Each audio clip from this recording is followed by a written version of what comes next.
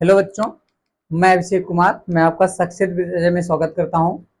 आज हम लोग सेल के बारे में पढ़ेंगे।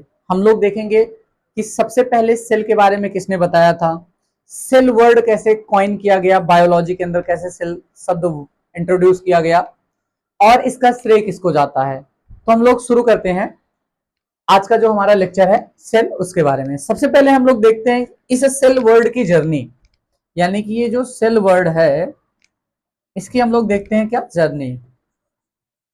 सेल वर्ड कहां से शुरू हुआ।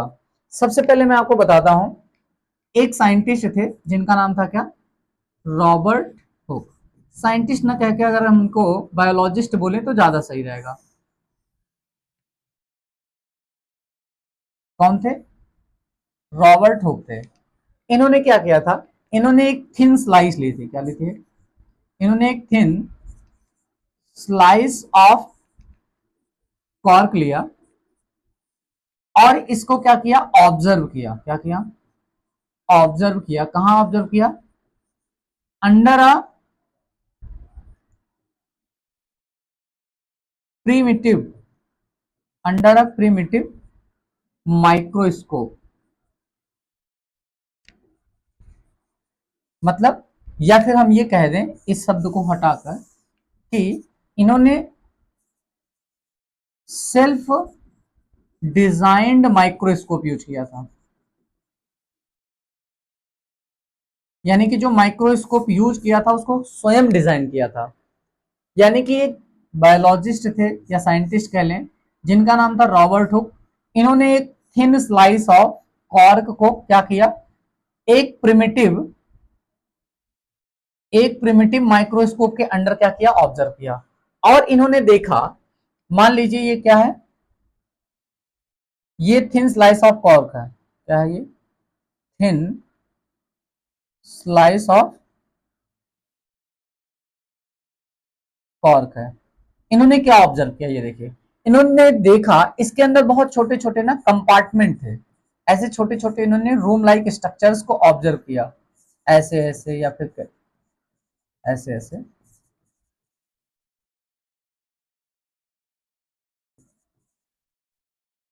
और ये जो स्ट्रक्चर्स उन्होंने देखा या ऑब्जर्व किया उसको कंपेयर किसके साथ किया, उन्होंने इसको बोला कि ये जो स्ट्रक्चर्स है ये कैसा है, ये है हनी कॉम लाइक स्ट्रक्चर्स। कैसा है ये? Honey com like structures. इसका मतलब क्या है कि इन्होंने कहा कि ये जो स्ट्रक्चर मैं ऑब्जर्व कर रहा हूं या मुझे कॉर्क स्लाइस में ये जो स्ट्रक्चर दिखाई दे रहा है ये लगभग सिमिलर है। कैसे? अगर मैं आपको हिंदी भाषा में बोलूं तो मधुमक्खी का जो छत्ता होता है उसके जैसा। इन्होंने क्या कहा, जब इन्होंने इस थिन स्लाइस ऑफ कॉर्क को ऑब्जर्व किया तो देखा कि इसका जो स्ट्रक्चर है वो लगभग सिमिलर है। कैसे? मधुमक्खी के छत्ते जैसा। इसीलिए इन्होंने इस स्ट्रक्चर को क्या बोला, हनी कॉम लाइक स्ट्रक्चर्स। और ये जो छोटे छोटे स्मॉल कंपार्टमेंट थे, क्या थे, कंपार्टमेंट कह लो, या ये जो छोटे छोटे स्मॉल रूम लाइक स्ट्रक्चर थे इसको इन्होंने क्या बोला, सेलुला। क्या बोला? सेलुला। इन्होंने एक वर्ड दिया इसके लिए, इन छोटे छोटे रूम लाइक स्ट्रक्चर्स को क्या बोला, सेलुला। जो कि लैटिन का एक वर्ड है। क्या? लैटिन का एक वर्ड है जिसका मतलब ही होता है क्या, स्मॉल रूम्स। देखिए इन्होंने क्या किया, इन्होंने कॉर्क स्लाइस को माइक्रोस्कोप के अंडर ऑब्जर्व किया और जब ऑब्जर्व किया तो उनको कुछ स्ट्रक्चर दिखाई दिया। और वो जो स्ट्रक्चर था वो किसके सिमिलर था, मधुमक्खी के छत्ते का। मतलब हनी कॉम लाइक स्ट्रक्चर था। जैसे मधुमक्खी का छत्ता होता है छोटा छोटा डॉट डॉट, छोटे छोटे रूम्स जैसे होते हैं, वैसा इन्होंने ऑब्जर्व किया। तो बाद में उन्होंने उस कंपार्टमेंट या उस रूम्स को क्या बोला, सेलुला बोला, जो कि एक लैटिन वर्ड होता है। उसका मतलब ही होता है क्या, स्मॉल रूम्स। यानी कि जो सेल वर्ड्स है इसकी जर्नी जो है वो कहां से शुरू होती है, सेलुला से। यानी कि ये जो सेल शब्द है वो किस वर्ड से आया है, सेलुला से आया है। सेलुला लैटिन का एक वर्ड होता है जिसका मतलब होता है स्मॉल रूम्स। कहें तो एक शब्द में, सेल शब्द को बायोलॉजी में अगर सबसे पहले किसी ने इंट्रोड्यूस किया था तो वो कौन थे, वो थे यही अपने कौन, रॉबर्ट हुक जी थे। इन्होंने बायोलॉजी के अंदर इस वर्ड को क्या किया था, इंट्रोड्यूस किया था। या एक शब्द में कहें कि अगर सेल डिस्कवर करने का, सेल को अगर सेल को डिस्कवर करने का क्रेडिट किसी को जाता है तो वो कौन है, वो है रॉबर्ट ब्राउन जी। ठीक है, उसके बाद इसको पढ़ लेते हैं एक बार। Discovery of cell, Robert Hooke in 1665। इन्होंने एग्जामिन किया, यानी कि निरीक्षण किया या ऑब्जर्व किया, एक thin slice of cork under the self design primitive microscope. He observed eight, मतलब इन्होंने देखा कॉर्क के अंदर बहुत सारे छोटे छोटे बॉक्स लाइक स्ट्रक्चर्स हैं जो कि लगभग समान है, कैसे, हनीकॉम के जैसा। और इन्होंने इसे क्या बोला, इन बॉक्सेस को बोला सेल, जो कि ये सेल है वो लैटिन लैंग्वेज सेलुला से लिया गया है और जिसका मतलब होता है स्मॉल रूम्स। अगर एक शब्द में कहें तो बायोलॉजी के अंदर सेल शब्द को इंट्रोड्यूस करने का या सेल शब्द को डिस्कवर करने का अगर श्रेय किसी को दिया जाता है या क्रेडिट दिया जाता है तो वो किसको दिया जाता है, रॉबर्ट हुक को। और ये कब की कहानी है, 1665 में। और इनकी एक बुक थी जिसका नाम था माइक्रोग्राफिया, इसके अंदर इन्होंने अपने इस रिसर्च को क्या किया था, पब्लिश किया था। आगे देखते हैं। अब इसके बाद आते हैं सबसे पहले कौन, इसके बाद आ जाते हैं रॉबर्ट हुक, इनके बारे में हमने पढ़ लिया। फिर आते हैं ल्यूवेन हुक। इन्होंने क्या किया था, इन्होंने पॉन्ड के अंदर, कहा, तालाब, पॉन्ड के अंदर इन्होंने लिविंग सेल को डिस्कवर किया। किसको, लिविंग सेल को डिस्कवर किया था। मतलब जो रॉबर्ट हुक जी थे उन्होंने एक डेड सेल खोजा था। क्या खोजा था, एक डेड सेल खोजा था। और जो ल्यूवेन हुक हैं इन्होंने क्या खोजा, सबसे पहले एक लिविंग सेल डिस्कवर किया था और इसके अंदर डिस्कवर किया था पॉन्ड के अंदर।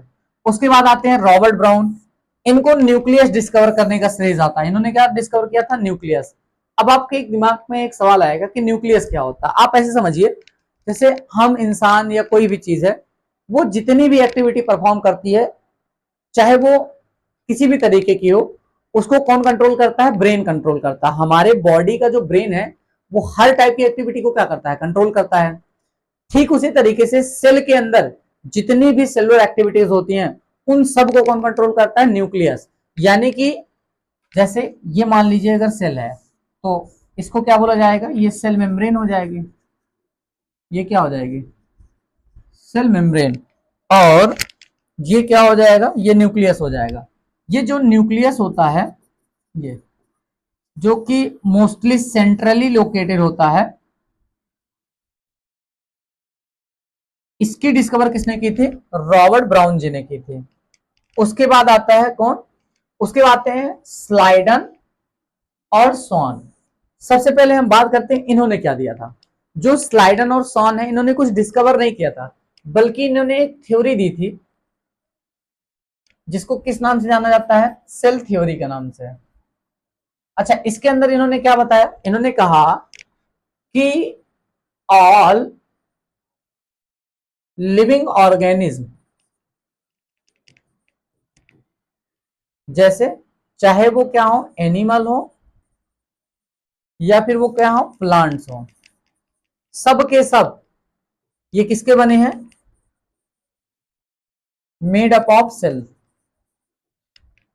यानी कि स्लाइडन और सॉन जी ने क्या बताया कि कोई भी चीज हो, चाहे वो प्लांट्स हो चाहे वो एनिमल्स हो, सब के सब किसके बने होते हैं, सेल के बने होते हैं। ये बात बताई गई थी किसके द्वारा, स्लाइडन और सॉन के द्वारा। फिर एक और लोग आते हैं जिनका नाम वर्चाऊ है, इनके बारे में समझते हैं। इन्होंने क्या किया था, इन्होंने सेल थ्योरी, सेल थ्योरी जिसको जो किसके द्वारा दी गई, स्लाइडन और सॉन के द्वारा, उसको वर्चाऊ ने क्या किया था, एक्सपेंड किया था। एक्सपेंड माने आगे बढ़ाया, इसको क्या बढ़ाया, आगे। अच्छा, आगे बढ़ाया का मतलब क्या हुआ, इन्होंने बताया, क्या बताया कि जो स्लाइडर और सॉन जी कह रहे हैं कि कोई भी लिविंग थिंग्स है वो सेल की बनी होती है, ये बात सही है। लेकिन उन्होंने ये बताया कि ये जो सेल है ये कहां से आती है। मतलब अगर हम ये कहें कि जैसे कि स्लाइडन और सॉन जी ने क्या बोला कि कोई भी लिविंग थिंग्स हो वो सेल की बनी है, तो वर्चाऊ जी ने बताया कि ये सेल कहां से आती है। इन्होंने कहा कि जो लिविंग थिंग्स है वो सेल की तो बनी है, पर ये सेल कहां से आई है, तो इन्होंने कहा ये जो सेल है ये प्री एग्जिस्टिंग, ये प्री एग्जिस्टिंग सेल से बनी होती हैं। मतलब जो सेल बनती है वो पहले से मौजूद किसी सेल से बनती है। हो सकता है आप ये बात ना समझ पा रहे हो, लेकिन ऐसे समझिए कि स्लाइडन और सॉन जी ने ये कहा कि कोई भी लिविंग थिंग्स हो, चाहे वो प्लांट्स हो चाहे वो एनिमल्स हो, सब की सब सेल से बने हैं। तो वर्चाओ जी ने क्या कहा, हाँ ये बात सही है कि सारी की सारी लिविंग थिंग्स जो है वो सेल की बनी है, लेकिन ये सेल कहां से आती है, तो ये सेल पहले से ही मौजूद किसी सेल से बनती है। मतलब अगर कोई जैसे जैसे हम लोग अभी सेल डिवीजन के बारे में पढ़ेंगे तो पता चलेगा, जैसे ये सेल है, ये सेल डिवाइड होकर एक नई सेल बनाई, तो ये जो सेल आई ये पहले से मौजूद सेल से ही तो आए हैं। इसी चीज को इन्होंने क्या बोला कि cell arises from the pre existing cells. ये बात किसने की थी, वर्चाओ ने की थी। उसके बाद आ जाते हैं पुरकेंजे, इन्होंने प्रोटोप्लाज्म वर्ड को कॉइन किया था। अभी हम देखेंगे प्रोटोप्लाज्म क्या होता है, पर अगर आपसे ये पूछा जाए कि प्रोटोप्लाज्म वर्ड कॉइन करने का श्रेय किसको जाता है, तो याद रखिएगा किसको, पुरकेंजे को। अब हम आगे बढ़ते हैं और देखते हैं, हम सबसे पहले देखते हैं कि इस टाइप ऑफ ऑर्गेनिज्म के अंदर सबसे पहले हम देखेंगे यूनिसेलुलर ऑर्गेनिज्म कैसे होते हैं या किसे कहते हैं। देखिए जो यूनिसेलुलर ऑर्गेनिज्म होते हैं हम कह सकते हैं कि they are made of only single one cell, only one cell, ये सिर्फ और सिर्फ एक सेल से बने होते हैं। मतलब इनके अंदर जितनी भी एक्टिविटी परफॉर्म होती है या जितनी भी एक्टिविटी परफॉर्म करते हैं ये उसी सिंगल सेल से परफॉर्म करते हैं। अगर इनके पास एक ही सेल है इसका मतलब इनकी एक्टिविटी बहुत ज्यादा कॉम्प्लेक्स नहीं होती होगी, बहुत सिंपलर एक्टिविटी होती होगी, या बॉडी का स्ट्रक्चर भी बहुत सिंपल ही होगा। एक सेल के बने हैं तो ये जाहिर सी बात है। पहली बात तो देखिए जनरली जो यूनिसेलुलर ऑर्गेनिज्म होते हैं माइक्रोस्कोपिक होते हैं। क्या होते हैं, माइक्रोस्कोपिक, यानी कि इनको आप नेकेड आइज से ऑब्जर्व नहीं कर सकते हो, या फिर ये कहें कि ये बहुत छोटे होते हैं, बहुत छोटे होते हैं और इनका स्ट्रक्चर भी बहुत सिंपल होता है। इस वजह से ये क्या कर सकते हैं, इन एक सेल से ये क्या कर सकते हैं, लिव कर सकते हैं, यानी कि जिंदा रह सकते हैं। जैसे all life process like digestion हो गया, रेस्पिरेशन हो गया, ये सारी की सारी चीजें परफॉर्म की जाती हैं सिंगल सेल के द्वारा। मतलब जो यूनिसेलुलर ऑर्गेनिज्म होते हैं वो एक सेल के बने होते हैं। हाँ इनके अंदर जितनी भी कॉम्प्लेक्स हो गया या जो भी एक्टिविटी होती है जिसको हम सेलुलर एक्टिविटी बोलते हैं, जैसे सांस लेना हो गया, खाने को खाने के बाद डाइजेस्ट करना हो गया जिसको हम डाइजेशन कहते हैं, एक्सक्रिएशन हो गया, कोई भी चीज हो गया, वो सब की सब जितनी भी एक्टिविटी है वो एक सिंगल सेल परफॉर्म करती है। और जैसे इसका एग्जांपल क्या हो गया, अमीबा हो गया और पैरामीशियम हो गया, बैक्टीरिया हो गया, ये सारी चीजें होती हैं। अब मल्टी सेलुलर ऑर्गेनिज्म क्या होते हैं, इसका सबसे बेहतरीन एग्जांपल होते हैं ह्यूमंस। ह्यूमंस हो गया, एनिमल्स हो गया, ये सब क्या है, ये मल्टी सेलुलर ऑर्गेनिज्म है, यानी कि ये मेनी सेल से बने हैं। क्या है, मेनी सेल्स से बने हैं। तो अगर ये मेनी सेल्स से बने हैं, सबसे पहले हम ये भी जान लेते हैं कि क्या है ना, चूंकि ये बहुत सारे सेल से बने हैं इनके अंदर जो एक्टिविटी होती है वो थोड़ी कॉम्प्लेक्स होती है। क्या होती है, इनके अंदर एक कॉम्प्लेक्स एक्टिविटी होती है। कहें तो ये कह सकते हैं कि यूनिसेलुलर के कंपेयर में इनके अंदर जो एक्टिविटी होती है या इनका जो लाइफ स्टाइल है वो ज्यादा कॉम्प्लेक्स होता है। इस वजह से ये एक से ज्यादा सेल से बने होते हैं, और एक से ज्यादा सेल से बने होते हैं तो इनके अंदर ना आप ये समझिए लेबर का डिवीजन पाया जाता है। क्या पाया जाता है, लेबर डिवीजन पाया जाता है। इसका मतलब क्या हुआ, जो काम होता है ना बटा हुआ होता है। ऐसे समझिए अगर कोई यूनिसेलुलर है मतलब एक ही सेल का बना है तो उसके अंदर लेवल डिवीजन का कोई सवाल ही नहीं उठता, क्योंकि एक ही सेल है उसी को सारा काम करना पड़ेगा। लेकिन अगर कोई मल्टी सेलुलर ऑर्गेनिज्म है तो उसमें अलग अलग टाइप की एक्टिविटीज करनी होती है, तो वो जो अलग अलग टाइप की एक्टिविटीज करनी होती है वो सारे सेल में क्या हो जाता है, बढ़ जाता है। मतलब कोई सेल, कुछ सेल जो है वो डाइजेशन में इन्वॉल्व हो जाती है, कुछ सेल जो है वो रेस्पिरेशन में इन्वॉल्व हो जाती हैं। ऐसे ऐसे होता है। तो इसके अंदर क्या देखने को मिलता है, लेबर डिवीजन देखने को मिलता है इनके अंदर मल्टी सेलुलर के बारे में। इसके एग्जाम्पल हम देख सकते हैं। फिर अब हम देखेंगे स्ट्रक्चर ऑफ सेल। क्या देखेंगे हम लोग, हम देखेंगे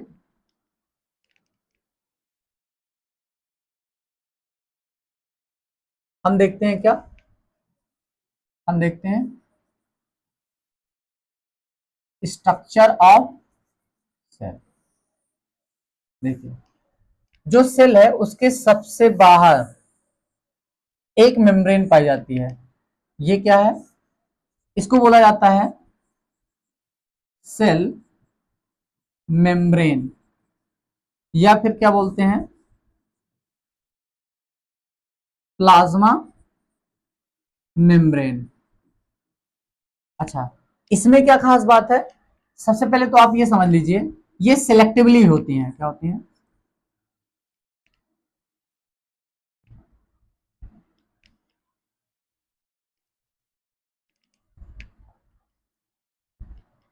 ये क्या है? ये सिलेक्टिव होती हैं।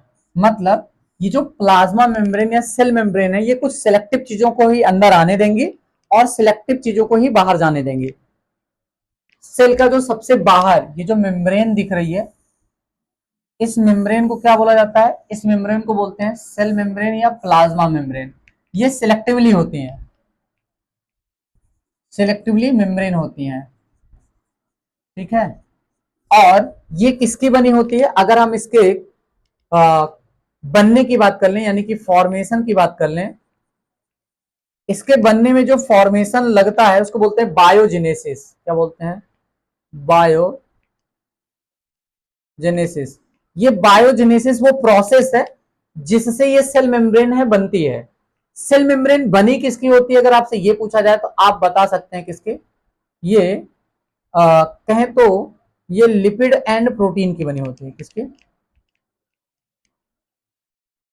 ये लिपिड एंड प्रोटीन की बनी होती है। लिपिड मतलब फैट मॉलिक्यूल। देखिए, सेल का जो सबसे आउटर मेम्ब्रेन है उसका नाम है सेल मेम्ब्रेन या प्लाज्मा मेम्ब्रेन। ये कैसी होती है? सिलेक्टिवली मेम्ब्रेन होती हैं, सिलेक्टिवली परमिएबल मेम्ब्रेन। कहने का मतलब ये है कि कुछ सिलेक्टिव चीजों को बाहर जाने देंगी, कुछ सिलेक्टिव चीजों को ही क्या करेंगी? अंदर आने देंगी। इसके बनने का जो प्रोसेस है वो क्या कहलाता है? बायोजेनेसिस कहलाता है। क्या कहलाता है?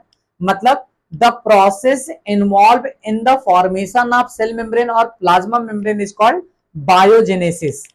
अच्छा, ये बनी किसकी होती है? तो ये लिपिड और प्रोटीन की बनी होती है। किसकी?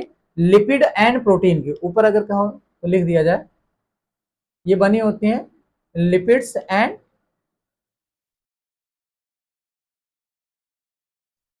प्रोटीन मॉलिक्यूल की।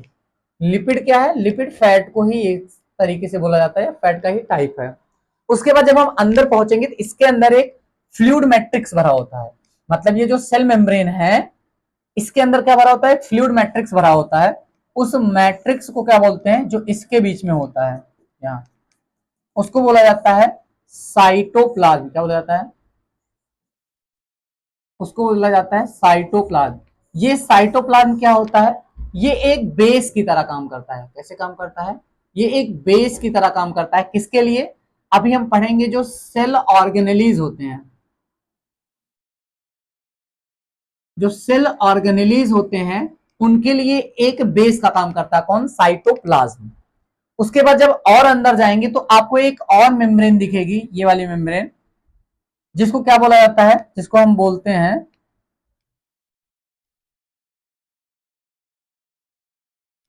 Nucleus membrane. फिर इसके अंदर जब हम पहुंचेंगे तो यहां पर थ्रेड लाइक स्ट्रक्चर्स आपको दिखाई देगा ऐसे। ये जो थ्रेड लाइक स्ट्रक्चर्स होगा इसको बोला जाता है क्रोमैटिन। क्या बोला जाता है? क्रोमैटिन। इसके अंदर एक और स्ट्रक्चर से दिखाई देगा ऐसे सर्कुलर, जिसको न्यूक्लियोज बोला जाता है। इसके बारे में अभी जानेंगे। ये राइबोसोम्स का फॉर्मेशन करता है।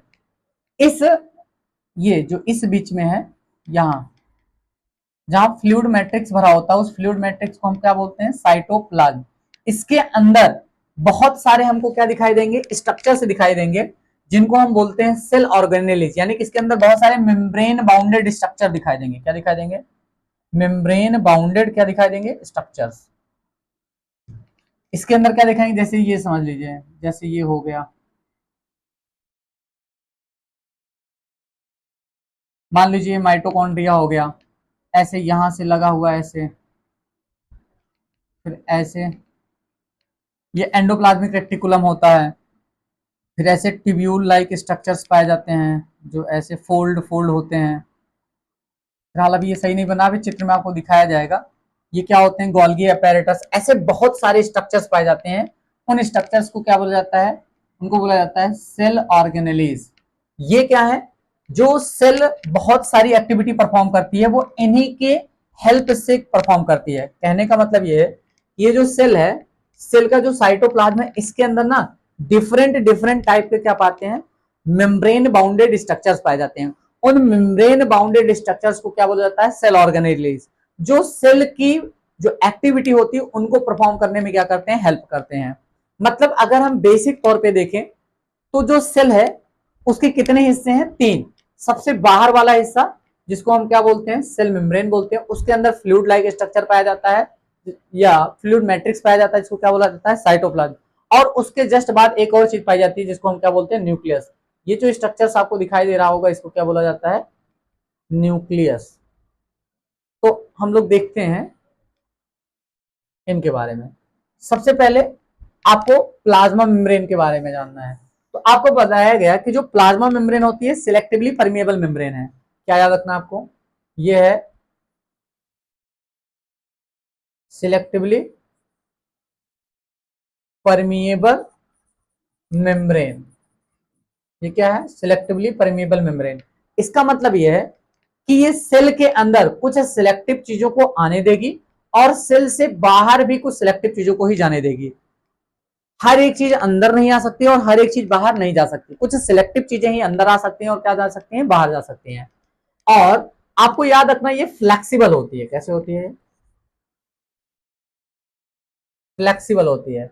फ्लेक्सिबल क्यों होती है, क्योंकि ये किसकी बनी होती है, ये प्रोटीन और लिपिड की बनी होती है जो इसको फ्लेक्सिबिलिटी देता है। ठीक है, ये फ्लेक्सिबल होती हैं। ये प्लाज्मा मेम्ब्रेन है। उसके बाद न्यूक्लियस है जो कंट्रोल करता है सेल की सारी एक्टिविटी को। यानी कि मैंने कहा ना कि आप न्यूक्लियस को क्या बोल सकते हो, इसको बोल सकते हो ब्रेन ऑफ द सेल। क्या बोल सकते हो, इसको बोल सकते हो ब्रेन ऑफ द सेल।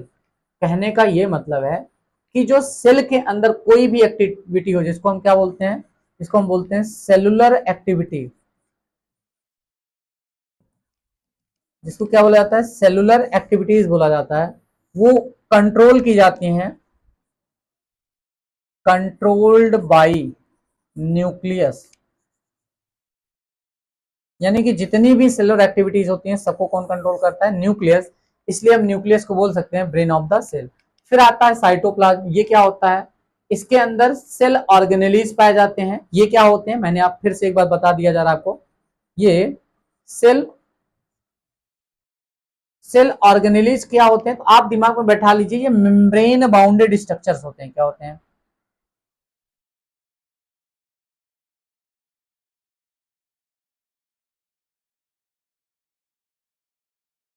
ये होते हैं मेम्ब्रेन बाउंडेड स्ट्रक्चर। क्या होते हैं, मेम्ब्रेन बाउंडेड स्ट्रक्चर होते हैं। ठीक है, इनके बारे में हमें डिटेल में पढ़ना है। अभी हम देखेंगे, जैसे जो इसके एग्जांपल है समझिए, जो माइटोकॉन्ड्रिया हो गया, लाइसोसोम्स हो गया, एंडोप्लाज्मिक रेटिकुलम हो गया, जैसे रफ एंडोप्लाज्मिक हो गया, स्मूथ एंडोप्लाज्मिक हो गया, गोल्गी अपैरेटस हो गया, ये lipid, I am sorry, plastid हो गया। ये सारी की सारी चीजें क्या हैं, वो सेल ऑर्गेनेलीज ही हैं। यानी कि मेम्ब्रेन बाउंडेड स्ट्रक्चर्स ही होते हैं। जैसे जो भी चीजें आप जानते हो, जैसे mitochondria, lysosome, Golgi apparatus, endoplasmic reticulum, सब के सब क्या है, ये सेल ऑर्गेनेलीज होते हैं जो सेल की एक्टिविटी को परफॉर्म करने में क्या करते हैं, हेल्प करते हैं। सबसे पहले हम पढ़ेंगे किसके बारे में, हम पढ़ेंगे सेल मेम्ब्रेन के बारे में। किसके बारे में,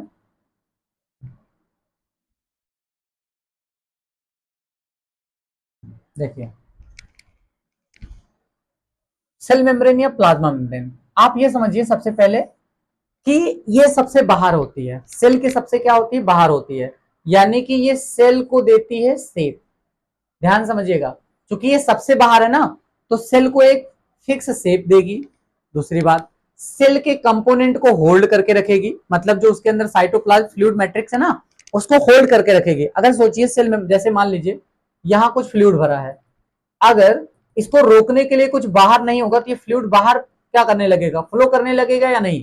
तो जो साइटोप्लाज्म होता है वो फ्लूइड मैट्रिक्स होता है, तो अगर ये मेम्ब्रेन ना हो तो ये फ्लूइड मैट्रिक्स क्या करेगा, चारों तरफ फैल जाएगा कि नहीं। तो इसको होल्ड करके रखना, ठीक है, सेल को एक शेप प्रोवाइड करना, ये सारा काम कौन करता है, सेल मेम्ब्रेन करता है।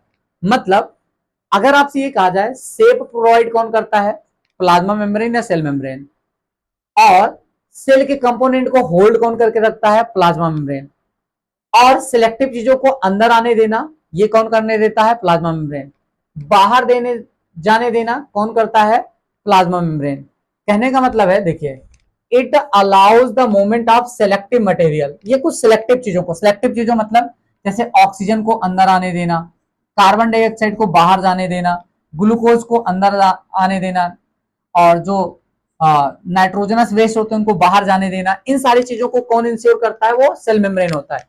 It allows the movement of selective material in and out of the cell, the cell membrane therefore act as a selectively permeable membrane। याद रखिएगा ये कैसे एक्ट करता है, selectively permeable membrane, यानी कि कुछ सेलेक्टिव चीजों को ही अंदर आने देगा और कुछ सेलेक्टिव चीजों को ही बाहर जाने देगा।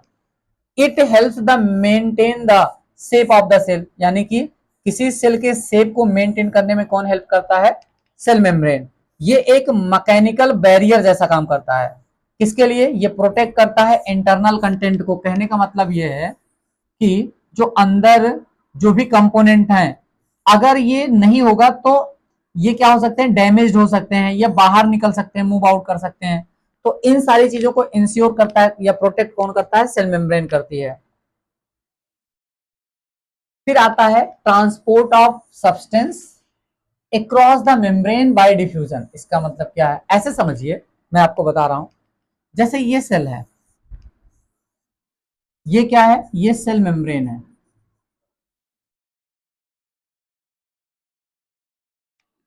सेल के अंदर किसी चीज का अंदर आना, सेल से किसी चीज का बाहर जाना, ये अंदर आना और बाहर जाना, इस चीज को हम बोलते हैं ट्रांसपोर्ट होना। हम बोल सकते हैं क्या, ट्रांसपोर्टेशन, क्या बोल सकते हैं, ट्रांसपोर्टेशन। ध्यान से समझिएगा, जैसे ये सेल है, ये सेल का क्या है, सेल मेम्ब्रेन है, इस सेल मेम्ब्रेन से किसी चीज का अंदर आना और किसी चीज का बाहर जाना, इन चीजों को हम बोलते हैं ट्रांसपोर्ट होना। अब ये ट्रांसपोर्ट यानी कि सेल के अंदर किसी चीज का आना, किसी चीज का बाहर जाना, ये दो तरीके से पॉसिबल है। एक तो तरीका है डिफ्यूजन, एक तरीका क्या है, डिफ्यूजन, दूसरा तरीका क्या है, ऑस्मोसिस। इनके बारे में हम देख लेते हैं एक बार। देखिए, सबसे पहले हम बात करते हैं डिफ्यूजन के बारे में। डिफ्यूजन क्या है, डिफ्यूजन जो होता है वो एक स्पॉन्टेनियस, क्या है, ये spontaneous movement of the particles है। किस पार्टिकल का, ये सॉलिड के पार्टिकल्स हो सकते हैं, ये लिक्विड के पार्टिकल्स हो सकते हैं, ये गैस के पार्टिकल्स हो सकते हैं। ठीक है, कहां से मूव करते हैं, from the region of higher concentration to the region of lower concentration. मतलब सॉलिड, लिक्विड या गैस के पार्टिकल्स का हायर कंसंट्रेशन से लोअर कंसंट्रेशन में मूव करना क्या कहलाता है, वो कहलाता है डिफ्यूजन। मतलब ऐसे समझ लीजिए, जैसे यहां पर कोई मटेरियल है, इसका इधर चला जाना जहां पर ये कम था, और तब तक जाते रहना जब तक इक्विलिब्रियम ना आ जाए, मतलब जितने मॉलिक्यूल इधर हैं उतने ही मॉलिक्यूल इधर ना आ जाए। इस ऑटो सिस्टम को क्या बोला जाता है, डिफ्यूजन बोला जाता है। ये स्पॉन्टेनियस सिस्टम को क्या बोला जाता है, डिफ्यूजन। फिर से कह रहे हैं, किसी सॉलिड, लिक्विड या गैस के मॉलिक्यूल का हायर कंसंट्रेशन से लोअर कंसंट्रेशन में मूव करना बिना एनर्जी स्पेंड किए। यानी कि ये मूवमेंट जो है वो याद रखिएगा स्पॉन्टेनियस मूवमेंट होता है, मतलब it does not require any type of energy. तो सॉलिड का, लिक्विड का या गैस मॉलिक्यूल का हायर रीजन ऑफ कंसंट्रेशन से लोअर रीजन कंसंट्रेशन की ओर मूव करना क्या कहलाता है? डिफ्यूजन कहलाता है। तो ऑस्मोसिस क्या है? देखिए ऑस्मोसिस जो है वो है एक स्पेशल टाइप ऑफ डिफ्यूजन। ये क्या होता है? स्पेशल टाइप ऑफ डिफ्यूजन होता है। इसका मतलब क्या है? ये स्पेशल टाइप का डिफ्यूजन है, इसका मतलब क्या है? मतलब जब वाटर मॉलिक्यूल, कौन? वाटर, कहें तो movement of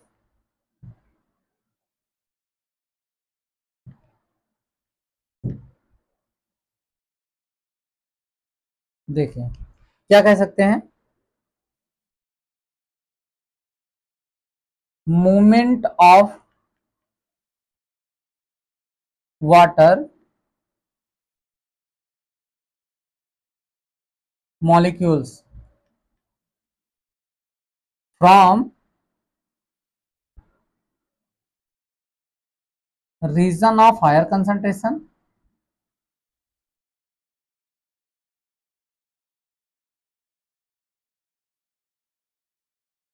to the region of lower concentration through semi permeable membrane. क्या? Semi permeable membrane. ये क्या होता है? ये यही है ऑस्मोसिस। मतलब अगर हम आपको और अच्छे से समझाएं तो कह सकते हैं जैसे किसी सॉलिड का, किसी लिक्विड का, गैस का मूव हायर कंसंट्रेशन से लोअर कंसंट्रेशन में चला जाना बिना किसी सेमी परमिएबल मेम्ब्रेन के, वो कहलाता है डिफ्यूजन। लेकिन अब ये समझिए, जैसे ये एक, मान लीजिए ये क्या है? ये है सेमी परमिएबल मेम्ब्रेन। ये क्या है? सेमी परमिएबल मेम्ब्रेन है। मान लीजिए यहां वाटर के मॉलिक्यूल हैं, यहां ज्यादा है, यानी कि ये क्या हो गया? हायर हायर कंसंट्रेशन रीजन हो गया। और इधर क्या हो गया? मान लीजिए इधर कम है, इधर हो गया लोअर कंसंट्रेशन रीजन। तो पानी के मॉलिक्यूल का, यानी कि वाटर मॉलिक्यूल का इस हायर कंसंट्रेशन से लोअर कंसंट्रेशन में जाना, किसके थ्रू? इस सेमी परमिएबल मेम्ब्रेन के थ्रू जाना क्या कहलाता है? ऑस्मोसिस कहलाता है। आई होप आप समझ रहे होंगे। वाटर मॉलिक्यूल का हायर कंसंट्रेशन से लोअर कंसंट्रेशन में जाना, बट किसके थ्रू? सेमी परमिएबल मेम्ब्रेन के थ्रू जाना ऑस्मोसिस कहलाता है। अगर यही सेमी परमिएबल मेम्ब्रेन ना होती ना, तो हम इसको क्या बोलते हैं? तब इसको डिफ्यूजन बोल देते। यानी कि बिना सेमी परमिएबल मेम्ब्रेन का किसी भी चीज का हायर कंसंट्रेशन से लोअर कंसंट्रेशन में जाना क्या कहलाता है? डिफ्यूजन कहलाता है। वही वाटर मॉलिक्यूल का हायर कंसंट्रेशन से लोअर कंसंट्रेशन में जाना through the semi permeable membrane क्या कहलाता है? ऑस्मोसिस। आई होप आप समझ गए होंगे। तो अब हम देख लेते हैं इसको क्या था। देखिए the spontaneous movement of a substance. कैसा मूवमेंट है ये? स्पॉन्टेनियस मूवमेंट है, मतलब इसमें एनर्जी की रिक्वायरमेंट नहीं है, चाहे वो सॉलिड हो, लिक्विड हो या गैस हो। कहां से? रीजन ऑफ हायर कंसंट्रेशन से रीजन ऑफ लोअर कंसंट्रेशन में मूव करना क्या कहलाता है? डिफ्यूजन कहलाता है। जैसे एग्जांपल क्या है? सेल के अंदर से कार्बन डाइऑक्साइड का बाहर जाना, ऑक्सीजन का अंदर आना, ग्लूकोज जैसे मॉलिक्यूल का सेल के अंदर जाना, नाइट्रोजनस वेस्ट का बाहर जाना, ये सारी प्रोसेस किसकी हेल्प से हो पा रही है? डिफ्यूजन के हेल्प से हो पा रही है। जैसे देखिए some substance like carbon dioxide, जिसको सेलुलर वेस्ट बोला जाता है, इसको जरूरत होती है बाहर निकालने की।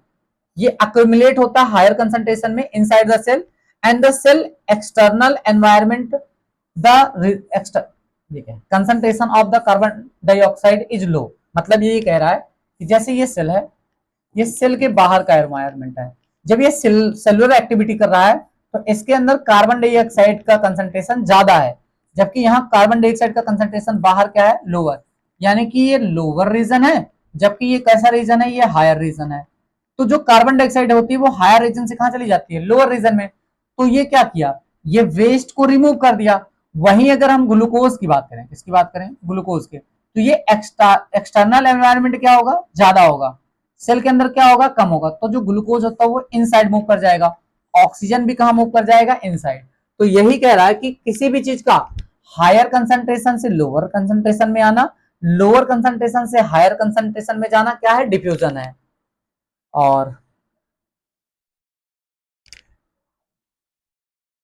फिर उसके बाद आता है transport of substance across the membrane by osmosis. अभी आपको बताया गया कि ऑस्मोसिस क्या होता है, वाटर मॉलिक्यूल का, किसका, वाटर मॉलिक्यूल का सेल के अंदर मूव करना या किसी भी चीज के अंदर मूव करना थ्रू सेमी परमेबल मेम्ब्रेन क्या कहलाता है, ऑस्मोसिस कहलाता है।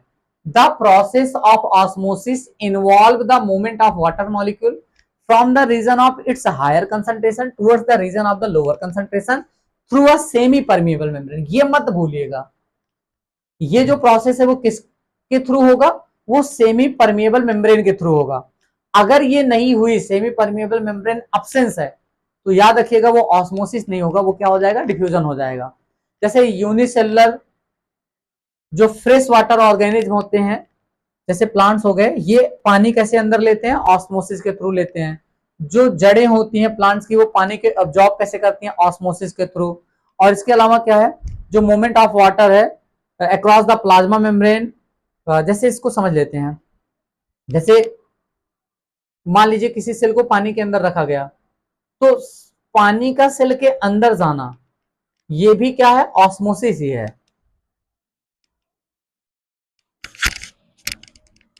द मीडियम, अब देखो यहां पर क्या आता है, अब आ गया थोड़ा सा सोल्यूशन के बारे में हम देख लेते हैं। ये है हाइपोटोनिक सोल्यूशन। इसको ऐसे समझते हैं, जैसे ये सेल है, आप ये समझिए, ये क्या है, सेल है। ये जो बाहर है इसको एक्सटर्नल एनवायरनमेंट बोला जाएगा, क्या बोला जाएगा, एक्सटर्नल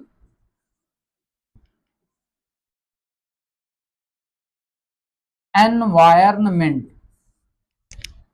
ये सेल का इंटरनल एनवायरनमेंट है इसके अंदर, और ये है बाहर, ये बाहर है। ऐसे समझिए, जो हाइपोटोनिक सोल्यूशन होता है वो ऐसा सोल्यूशन होता है जिसके अंदर यहां पर वाटर का कंसंट्रेशन ज्यादा होगा, वाटर का कंसंट्रेशन क्या होगा, ज्यादा होगा।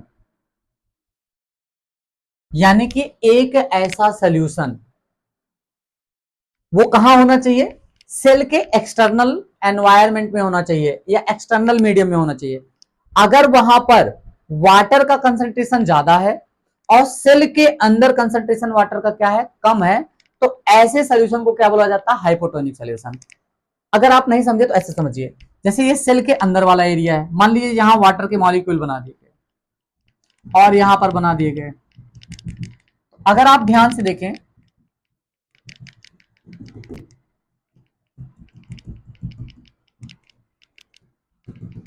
तो बाहर में अगर आप ध्यान से देखें तो वाटर के मॉलिक्यूल का कंसंट्रेशन क्या है, ज्यादा। सेल के बाहर वाला जो सोल्यूशन है या मीडियम है, वहां पर वाटर का कंसंट्रेशन क्या है, ज्यादा है, जबकि सेल के अंदर क्या है, कम है। तो ये जो बाहर वाला सोल्यूशन है, इस सोल्यूशन को बोला जाएगा हाइपोटोनिक सोल्यूशन। आई थिंक आप समझ रहे होंगे। अगर सेल के अंदर जो सोल्यूशन मौजूद है या जो मीडियम मौजूद है, वहां वाटर का कंसंट्रेशन क्या है, कम है, और बाहर ज्यादा है, तो बाहर वाले सोल्यूशन को क्या बोला जाएगा, हाइपोटोनिक सोल्यूशन। और जब कभी भी किसी भी सेल को, याद रखिएगा, जब कभी भी किसी सेल को हाइपोटोनिक सोल्यूशन में रखा जाता है तो सेल अप हो जाती है, क्या हो जाती है, स्वेल अप हो जाती है। क्यों, क्योंकि जो net movement of water molecule होता है वो कहां होता है, सेल के अंदर। अभी हमने पढ़ा ना कि जो स्पॉन्टेनियस मूवमेंट होता है किसी भी पार्टिकल्स का हायर रीजन से कहां जाना, लोअर रीजन में जाना, वो क्या कहलाता है, वो डिफ्यूजन कहलाता है। लेकिन अगर वाटर जो है वो हायर रीजन से कहां जा रहा है, लोअर रीजन में, कहां से, थ्रू सेमी परमिएबल मेम्ब्रेन, तो क्या कहलाएगा, ऑस्मोसिस। तो ऑस्मोसिस के थ्रू जो पानी है वो कहां चला जाएगा, अंदर चला जाएगा। और ये प्रोसेस तब तक होती रहेगी जब तक दोनों के बीच में क्या ना आ जाए, इक्विलिब्रियम ना आ जाए, मतलब दोनों के अंदर कंसंट्रेशन क्या ना हो जाए, सेम ना हो जाए। तो आप समझ रहे होंगे कि हाइपोटोनिक सोल्यूशन ऐसा सोल्यूशन होता है जहां पर वाटर का कंसंट्रेशन ज्यादा होता है सेल के कंपेयर में, और जब भी किसी सेल को हाइपोटोनिक सोल्यूशन में रखा जाएगा तो वो हमेशा क्या कर जाएगी, स्वेलअप कर जाएगी। ठीक है, आगे देखते हैं। फिर होगा आइसोटोनिक सोल्यूशन। ये कौन सा सोल्यूशन होता है, सेम सेम समझिए। यहां पर क्या होगा, विद इन द सेल, क्या विद इन द सेल और आउटसाइड द सेल, यहां पर जो कंसंट्रेशन ऑफ वाटर मॉलिक्यूल होगा, क्या कंसंट्रेशन ऑफ वाटर मॉलिक्यूल,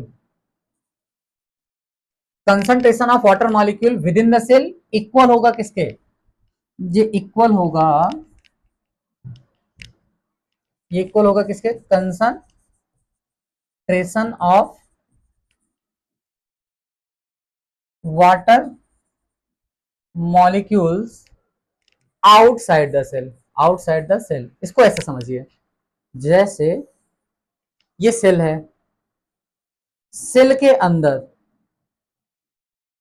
मान लीजिए 4 और 4 8 और 11, तो इसके बाहर भी उतने ही वाटर मॉलिक्यूल होंगे जितना अंदर होंगे। इस केस में क्या होगा, जो कंसंट्रेशन बन रहा है, मतलब सेल के अंदर का जो कंसंट्रेशन है, ये इसके अंदर जो कंसंट्रेशन है पानी का, और इसके बाहर जो है, इसके बाहर यहां पर जो पानी का कंसंट्रेशन है, दोनों इक्वल होगा। तो ऐसे सोल्यूशन को क्या बोला जाता है, आइसोटोनिक सोल्यूशन। मतलब आइसोटोनिक सोल्यूशन ऐसा सोल्यूशन होता है जहां पर सेल के अंदर जो सोल्यूशन है या मीडियम है, वहां पर जो वाटर का कंसंट्रेशन है वो इक्वल होगा सेल के बाहर वाले के, और इस केस में जो नेट मूवमेंट ऑफ वाटर होता है वो क्या होता है, जीरो होता है। देखिए, द मीडियम या फिर सोल्यूशन सराउंडिंग द सेल है exactly the same concentration of the water as the present inside the cell. और अगर कभी भी किसी सेल को आइसोटोनिक सोल्यूशन के अंदर रखा जाएगा तो ना तो वो श्रिंक करेगी और ना ही क्या करेगी, सेल करेगी। आगे देखते हैं जो कि होगा हाइपरटोनिक सोल्यूशन। ये क्या है, यहां पर ऐसे समझिए जैसे ये सेल है और ये इसका क्या हो गया, न्यूक्लियस हो गया, ये बाहर का एनवायरनमेंट हो गया। यहां पर क्या होगा, सेल के अंदर, ये सेल के अंदर समझ लीजिए पानी के मॉलिक्यूल हैं या वाटर के मॉलिक्यूल हैं, और ये बाहर हैं। तो आप देख सकते हैं ये जो एक्सटर्नल मीडियम है, यहां पर वाटर मॉलिक्यूल का कंसंट्रेशन कम है जबकि सेल के अंदर क्या है, ज्यादा है। तो ऐसा सोल्यूशन जो है वो क्या कहलाएगा, वो कहलाएगा हाइपरटोनिक सोल्यूशन। देखिए, द मीडियम और solution surrounding the cell has a lower concentration of water, यानी कि जो सराउंडिंग में मीडियम होगा वहां पर वाटर का कंसंट्रेशन कम होगा जबकि सेल के अंदर वाटर का कंसंट्रेशन क्या होगा, ज्यादा होगा। फिर से समझिए, हाइपरटोनिक सोल्यूशन क्या होता है, ये जब सेल के अंदर, क्या कह रहे हैं, जब सेल के अंदर वाटर का कंसंट्रेशन ज्यादा हो, सेल के बाहर एक्सटर्नल मीडियम में वाटर का कंसंट्रेशन कम हो, तो जो बाहर वाला सोल्यूशन उसको क्या बोला जाता है, हाइपरटोनिक सोल्यूशन बोला जाएगा, या सेल वाला। तो यहां पर जो वाटर के मॉलिक्यूल है वो अंदर से कहां जाएंगे, बाहर, अंदर से कहां जाएंगे, बाहर, यानी कि ये शो करेंगे एक्सो ऑस्मोसिस। क्या दिखाएंगे, एक्सो ऑस्मोसिस। और इस केस में जो सेल है वो श्रिंक कर जाती है, सेल क्या कह जाती है, श्रिंक कर जाती है। समझ रहे होंगे आप लोग, यानी कि जब भी किसी सेल को हाइपरटोनिक सोल्यूशन में रखा जाएगा तो वो सेल 100% क्या करेगी, श्रिंक कर जाएगी। क्या कर जाएगी, श्रिंक, यानी कि सिकुड़ जाएगी। अब यहीं पर आप जान लीजिए प्लाज्मोलिसिस के बारे में। प्लाज्मोलिसिस क्या होता है, जैसे अगर आप प्लांट सेल के बारे में देखें, मान लीजिए ये एक सेल है, ये एक नॉर्मल सेल है, इसके बाहर क्या पाया जाता है, अगर ये प्लांट सेल होता तब, अगर ये प्लांट सेल होता तो इसके बाहर एक और एक्सटर्नल स्ट्रक्चर पाया जाता है जिसको सेल वॉल कहते हैं। क्या बोलते हैं, सेल वॉल। जब कभी भी किसी प्लांट सेल्स को, ये क्या है, ये सेल वॉल है। सेल वॉल किसकी बनी होती है, सेलुलोज की बनी होती है। मान लीजिए एक सेल है, ये सेल वॉल है, जो येलो कलर से दिखाया जा रहा है आपको, ये क्या है, सेल वॉल है। और ये जो दिख रहा है ये है सेल मेम्ब्रेन।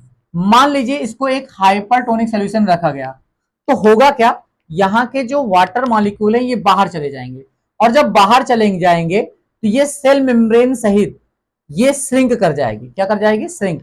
और इसी श्रिंक होने को क्या बोलते हैं? प्लाज्मोलिसिस। यानी कि the shrinkage of plasma membrane with its component is called plasmolysis. और ये तब होगा जब किसी प्लांट सेल को कहां रखा जाएगा? हाइपरटोनिक सोल्यूशन में रखा जाएगा तब। अगर इसका कंक्लूजन किया जाए तो ये कहा जा सकता है, जब किसी चीज को हाइपोटोनिक सोल्यूशन में रखा जाएगा सेल को, तो वो स्वेलअप होगी, यानी कि फूल जाएगी। आइसोटोनिक में रखा जाएगा तो कुछ नहीं होगा। हाइपरटोनिक में रखा जाएगा तो क्या कर जाएगी? श्रिंक कर जाएगी। अब आपके बारे में यहां पर क्या दिया गया है? Cell wall. सबसे पहले तो ये समझिए, it is present only, it is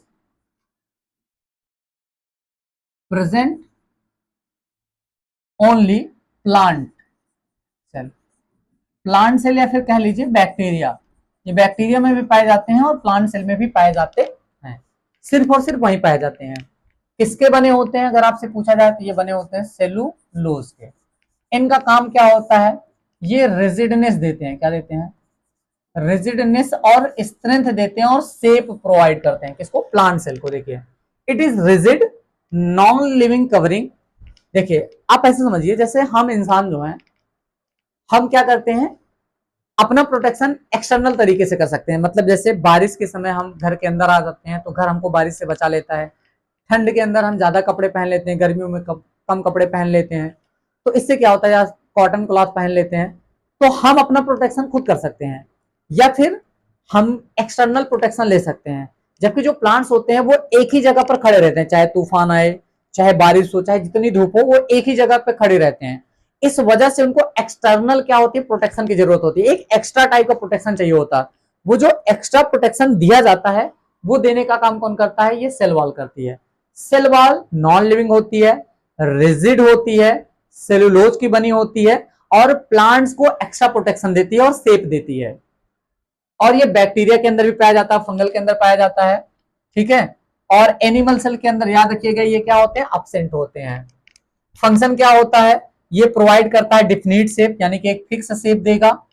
ये परमिट करता है सेल ऑफ द प्लांट्स को, फंगस को और बैक्टीरिया को कि ये जिंदा रह सके किसी भी एक्सट्रीम वेदर में। मतलब ये जो सेल वॉल होता है ये प्रोटेक्शन देता है। क्या देता है? प्रोटेक्शन देता है, या फिर कह सकते हो आप ये सियोरिटी देता है। किस बात की सियोरिटी देता है? कि ये जो एक्सट्रीम वेदर है, एक्सट्रीम वेदर कंडीशन, उसमें ये क्या कर सके? सर्वाइव कर सके। एक्सट्रीम वेदर कंडीशन मतलब बहुत ज्यादा बारिश हुई, तो बहुत ज्यादा ठंड पड़ने लगी, तब बहुत ज्यादा गर्मी पड़ने लगी, तब उसमें ये क्या कर सके? सर्वाइव करें, कर सके। इसके लिए कौन होता है? सेल होती है। उसके बाद आता है इट इज द, अब देखिए ये प्लाज्मोलिसिस अभी आपको बताया गया। It is the process of shrinkage of the content of the living cell along with the plasma membrane away from the cell wall is called plasmolysis. Plasmolysis कहां होता है? ये एक्सो ऑस्मोसिस के थ्रू होता है। एक्सो माने होता है बाहर, ऑस्मोसिस माने होता है वाटर के मॉलिक्यूल का बाहर जाना। सेल से वाटर मॉलिक्यूल का बाहर जाना क्या कहलाता है? एक्सो ऑस्मोसिस कहलाता है। ठीक है। और इसको ये तब होगा जब इसको कहां रखा जाएगा? हाइपरटोनिक सोल्यूशन में रखा जाएगा। फिर क्या आता है? अब यहां पर आ गया न्यूक्लियस के बारे में। तो सबसे पहले हम देख लेते हैं न्यूक्लियस। देखिए, ये अगर यहां पर हम न्यूक्लियस का स्ट्रक्चर बनाए तो कुछ ऐसे।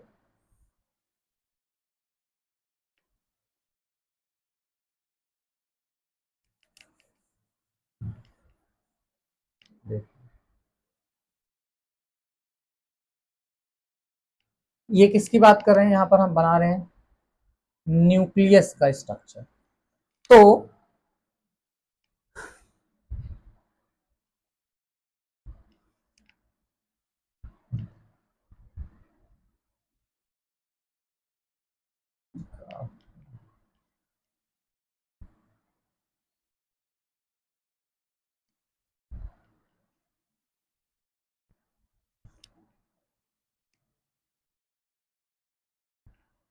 देखिए,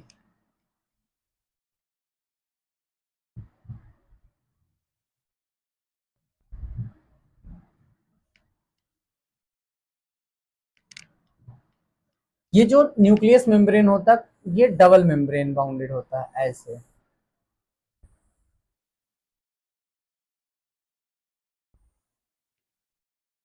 ये जो बनाया गया है इसको बोला जाता है न्यूक्लियस मेम्ब्रेन। क्या बोलेंगे इसको?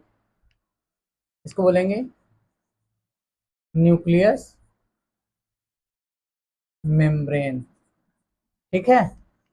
और ये आपको छोटे छोटे पोर या ओपनिंग दिखाई दे रहे होंगे, इनको बोला जाता है न्यूक्लियस पोर। क्या बोला जाता है? न्यूक्लियस पोर। ये अलाउ करता है किसी चीज का न्यूक्लियस के अंदर आना, किसी चीज का बाहर जाना। और इसके अंदर थ्रेड लाइक इंटेंगल्ड स्ट्रक्चर पाया जाता है, ऐसे थ्रेड लाइक स्ट्रक्चर पाया जाता है। और ये जो थ्रेड लाइक स्ट्रक्चर्स पाया जाता है इसको बोला जाता है क्रोमैटिन। क्या बोला जाता है? क्रोमैटिन।